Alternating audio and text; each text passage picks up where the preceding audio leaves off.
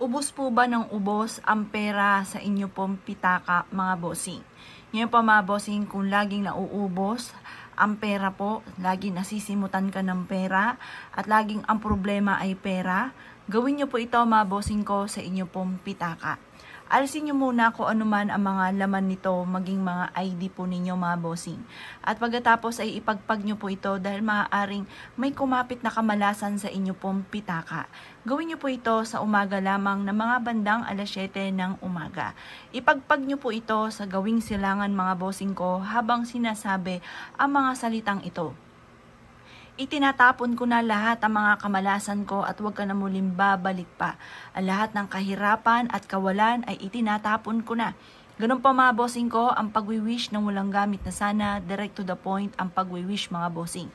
Mas mainam na kumuha ka ng kalahating basong tubig, lagyan ng kapranggot na asin, at pagkatapos mga bossing ko ay kumuha ka ng bulak at punasan nyo po mga bossing ko ang ating wallet. At pagkatapos mga bossing ko ay mag-wish po kayo na sa pamamagitan ng pampaswerteng ito ay kailanman na hindi ka na mauubusan ng pera. Itapon nyo po ang inyo pong bulak mga bossing ko na pinagpahira nitong ati pong pitaka. At pagkatapos ay ibilad ito sa sinag ng araw. At pagkatapos mga bossing ko, kumuha po kayo ng bawang at dahon ng laurel at ilagay nyo po ito mga bossing ko sa inyo pong pitaka. Ito po mga bossing ko ay magdudulot sa inyo ng swerte. Sabihin nyo po kailanman na hindi na ako mauubusan ng pera. Maraming pera ang darating sa akin. Siksik-liglig at umaapaw at napakaraming blessing ang darating sa akin. Ganon ang mga pag-wish na walang gamit na sana, direct to the point mga bossing. Pagtapos na po kayo mag-wish mga bossing ko, ang gagawin nyo lamang mga bossing, ito pa mga bossing ko ay ipapasok po ninyo itong dahon ng laurel dito sa loob ng ating pitaka. At magsasabi kayo ng lahat ng nais ninyo na maganap mga bossing ko sa buhay po ninyo mga bossing.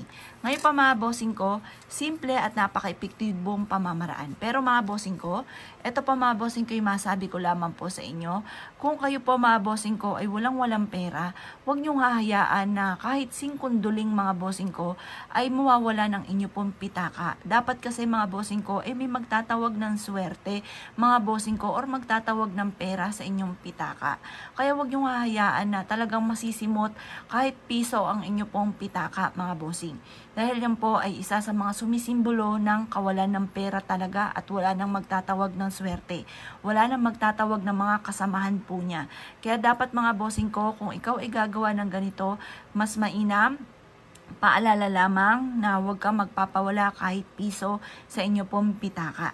Mas mainam pa kung meron kang kakilala na maigi ang pamumuhay, mayaman, or isa siya sa mga huwaran po ninyo, humingi ka sa kanya ng piso at yun ang gawin yung taong bahay sa inyo pong pitaka. Dahil yun po ay masigit na makaka-attract din ng swerte at maaaring maanggihan ka ng swerte po ng tao na mayaman na ito.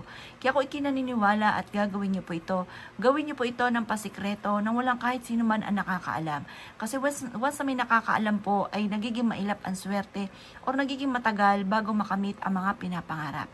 Kaya kung ikinaniniwala at nais nyo po itong gawin, huwag ka na magpatumpik-tumpik pa. Subukan nyo po ito, proven po ito na napakaswerte. Kaya kung ikaw isa sa mga mahilig sa mga pampaswerte at nais nyo po itong gawin, good luck po sa inyo po lahat.